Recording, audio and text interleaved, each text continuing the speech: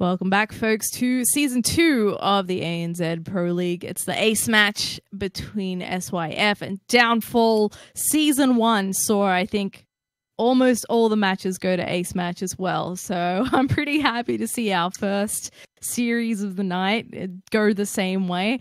And Insano is not actually letting us know who the gosh darn ace players are going to be. Making it a surprise, building it up, and I appreciate that. I like it. I'm excited for it. I think it's going to be Seether for SYF. That's my theory right now. Mm-hmm. For the other team, for Downfall, I'm not sure. I'm thinking Pezz. What do you think? Yeah, I'm feeling Pezz, and it looks like Pezz is going to be slot 1 in this match. Ooh. So are you going to go 2 for 2? Hold on. Crimson. That's it. Crimson versus Pezz. Interesting. Okay. I was not expecting this one, but I am kind of excited for it. I do like Crimson. He is a great Zerg player. He's done very well in the scene for a very long time. A lot of experience, and I think experience is crucial for this kind of match. High pressure, best of one, Zerg versus Protoss. Yeah, dude. And Crimson is actually so sick. So we were having a bit of a chat on the brain going like, well, SYF do have a large selection of crazy good players. So who do you pick? Who do you feel like playing? And I think, Crimson is obviously as good of a pick as anybody. So the countdown has started, guys. Neon Violet Square, once again, is going to be the map for a ZVP to decide who will put the first point on the board for their team in Season 2.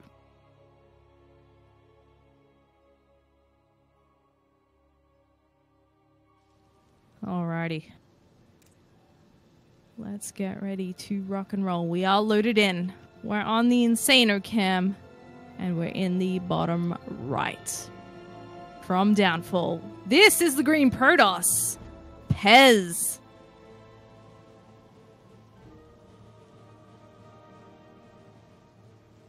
And up here in the top left, we have the Zerg player from SYF. It is Crimson.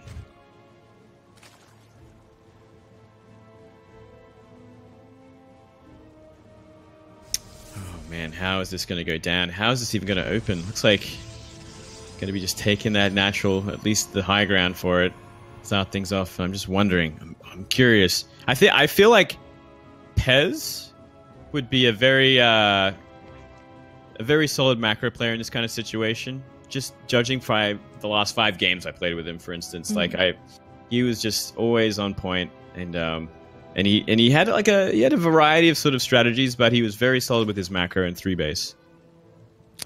Yeah, I think also Pezz, he's a bit more of an obvious pick as the ace for Downfall, so maybe he's a little bit easy to prepare for. I know he had some great games against Terrans in the last season, did fall to a couple as well, but Crimson, on the other hand, please guys correct me if I'm wrong, but I think he went undefeated in the last season. No one could take this guy down. So if you want to seal the deal with a win, Crimson is just like such an obvious choice with a stat like that. I hear that for sure. Yeah, Crimson has always been a great player. We've seen him time and time again in the WCS as well, getting very high in the ratings. Oh yeah. So sick. He is sick, man. Not surprised at all. Though, Seether's also awesome, but whatever. Whatever, we just have a ton of good players now, and it's really awesome. You can't really complain. Any FYF player is going to be sick to watch. Can't really discern what the strategy might be yet for pretty much either player. Just early, pretty standard builds from both sides here. Just playing it safe, getting a nice scout off with the probe, Overlord, and the natural as well, seeing everything he has to. And there we go. The first tech choice going to be a Stargate from Pezz.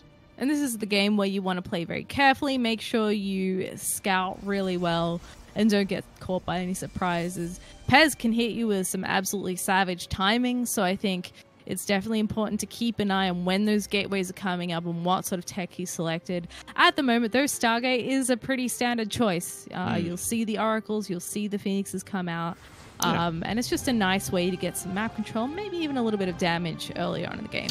Especially, if the queens aren't in place, if there's no spore, that Oracle can rack up a lot of kills. can nullify any sort of Zergling harassment, and get rid of the overlords on the map. Completely put Zerg in the dark for a time. Yeah, so he's going to try and sneak into this main now and confirm his suspicions about what the tech might be, and he does see that Stargate, so he can drop himself a couple of spores, which do go down straight away in the production tab there. He's also got speed on the way as well, so he can start to maybe distribute a couple links here and there on the map just to keep an eye out for a third base, for example, or an attack towards his own third base, which is just finishing up now. So not too much happening just yet, but a nice start to the game, because I do hope we get a bit more of a mid to late game match out of these guys, because to be honest, most of the matches so far have been pretty short. They've been short, they've been snipe kills, they've just been very calculated, which is awesome in itself, but you are completely right. I do miss a juicy, meaty macro game. I think we're going to get it this time. Just judging by how the players are playing so far, both of them are going to be relying on their macro in the mid to late game. So, ooh, that is a nice mine right there. Look at that. Ugh, so dirty.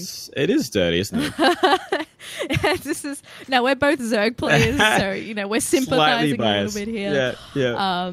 But it sucks when that happens. But a fantastic move by Pezz. As long as you keep those oracles alive, oh my goodness, can you be a pain in the backside for a long time? All game long with that. Oh man, and he does have two of them as well. One guarding the third base, just in case those Zerglings want to try and get in and commit. They're thinking about it, but they're running away. Nice little scout as well.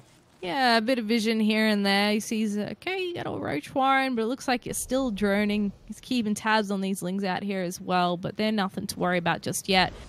And I think it's going to be on Crimson just to keep an eye on what Pezz's next step is. Maybe swoop back into the main for another look. Go, okay, what's the follow-up going to be?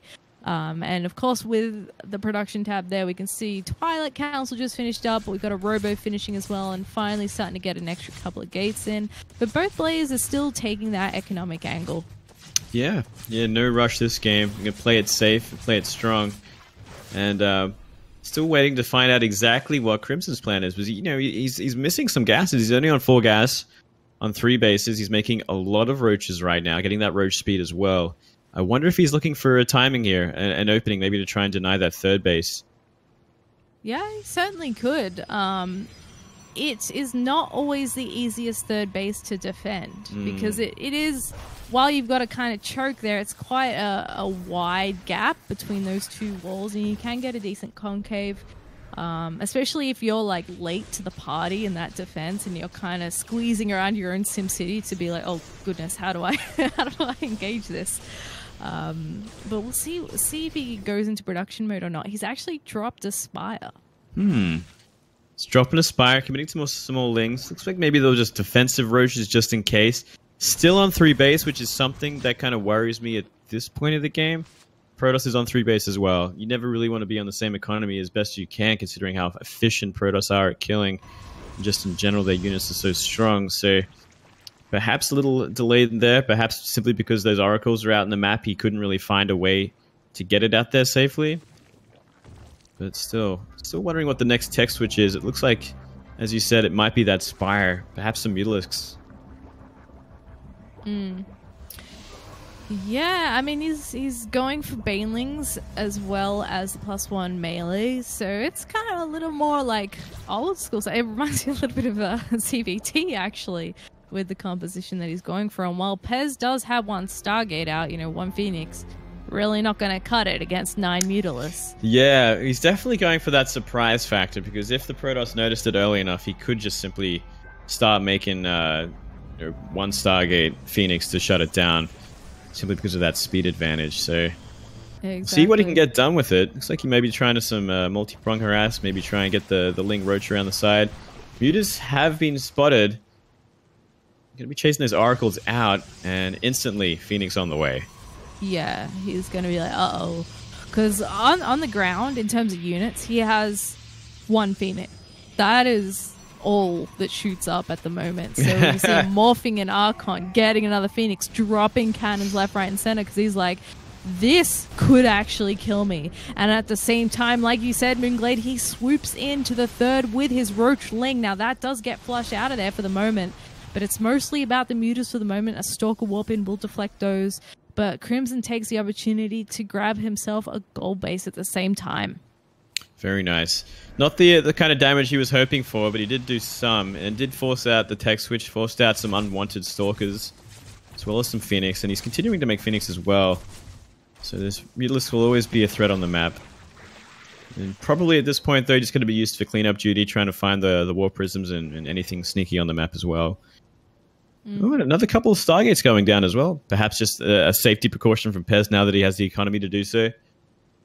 Wow, yeah, he's really going deep on that Stargate tech. And you can get the sickest composition with that air army. Archons underneath it, maybe a couple of Immortals, and then you've got... He's cancelled Storm, then started to research it again now that he's not panicking to defend against mutas. But that is quite a formidable army, especially when your army is basically relying on mutas to be the scary thing, and then underneath it is Crimson Squish. Looking to go for it here, but there's a lot of Archons in a little choke. I'm very surprised he's going to be trying to do this, and he tries. 2-3 force fields block this off completely. Does shut them down with the Ravages. He's going to be trying to go in here with the Banelings, doing a lot of damage, but is it enough? I don't know. He's lifted all the Ravages up behind this now in the natural. That's a different story. Some Lings being rallied in here as well. It looks like the Zerg took the world's most inefficient trade here over at the third, but because he's getting some other damage done elsewhere on the map, my question is, now that he's lost all these units, was it actually worth it? Because if he has lost more... And he has, really, especially in the gas count, lost more than his opponent.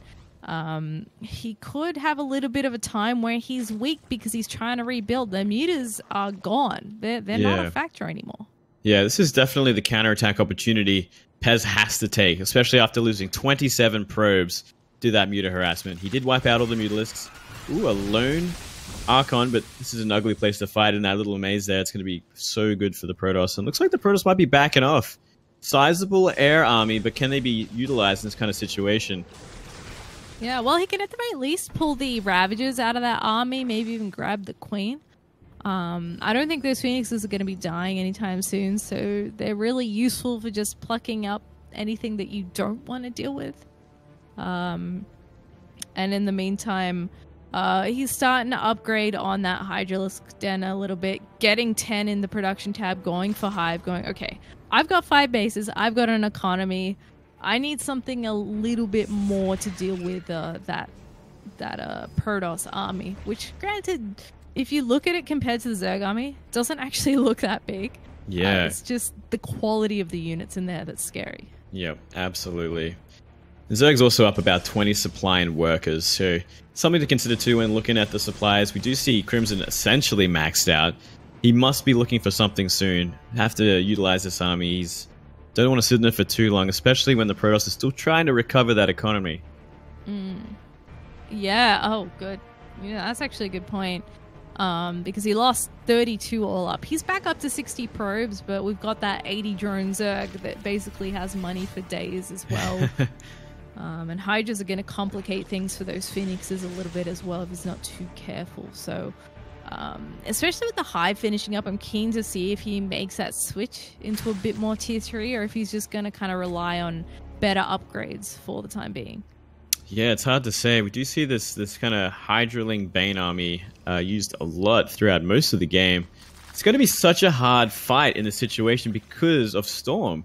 And it looks like the Protoss is actually going to be jumping on the Zerg, getting some massive storms off on pretty much the whole army. Is it even going to matter though, because there's simply too much Zerg? He's trying to punch a hole through the forces here, Pezz. And these storms are pretty good, but my goodness, there's so much Zerg left, and he goes for the mineral line. All those probes go down. The Nexus is being targeted. There's only a couple of Phoenixes left, and Pezz fighting well, but Crimson almost 100 supply up, chipping away at everything. GG. Crimson sealing the deal for his team SYF. Looking so strong. I cannot believe he literally just walked through those storms. He didn't matter. He didn't care. He's like, yeah, I didn't have to micro this one bit. I'm just going to be moving through it all, baby. And he did. And he cleaned it up with so much left over. That was really cool. Yeah, really well done. So SYF taking a 3-2. Definitely not a clean sweep by any means. It's some fantastic games from the Downfall boys there as well. But SYF looking strong once again. Well prepared for that ace match. Yeah, and that concludes the first series of the night. Oh man, what a good start to the season, I gotta say. Yeah, there was some sweet games, and it just showcased how cool this kind of matchup is. This kind of just the way it is, best of one, best of 5 clan match. It's so cool the way it goes down. Yeah, and we've had some really great games last season, and I fully expect the same in this season as well. And the best thing is that because we had such short nights previously, we've combined them into one night. So that's not the end of the stream by any means. We still have Rise versus Legacy coming up. Rise, kind of new team forming out of like what was once 1F Pro. And going up against Legacy, who is, if not completely, predominantly Australian. And they put up a really good fight in the last season as well. And I feel like we shouldn't be calling it ANZ Pro League because we've now got a whole bunch more non-Australian New Zealand players in here from Rise. From Vietnam and stuff, so we've got to give some love to our C buddies as well. Yeah. It's great to see some representation here. Branch out the love. It's really cool to see them in it there. I'm to see more of C in as well. It's always fun to have like just that whole group together, like the good old days of C, where everyone was kind of competing at the same tournaments, and you get a lot of different players that you wouldn't expect to start doing well, and a lot of different sort of styles and strategies show up. Exactly. And we've got a couple of Singaporeans back in the scene as well. So cool mix of players. So guys, we'll take a quick break momentarily. A quick note. I believe the first match was supposed to be Parkson versus Runamok, which would have been pretty cool. But unfortunately, Parkson hasn't been able to make it. So we're just going to move to the second map. And the first one will be a DQ, but fear not. Don't worry, guys. There's still going to be more games coming up between Rise and Legacy. So we'll get that first map started up for you guys and be back with you soon. Go get a snack and make sure to park your butt back here in just a couple of minutes for the next round. See you soon.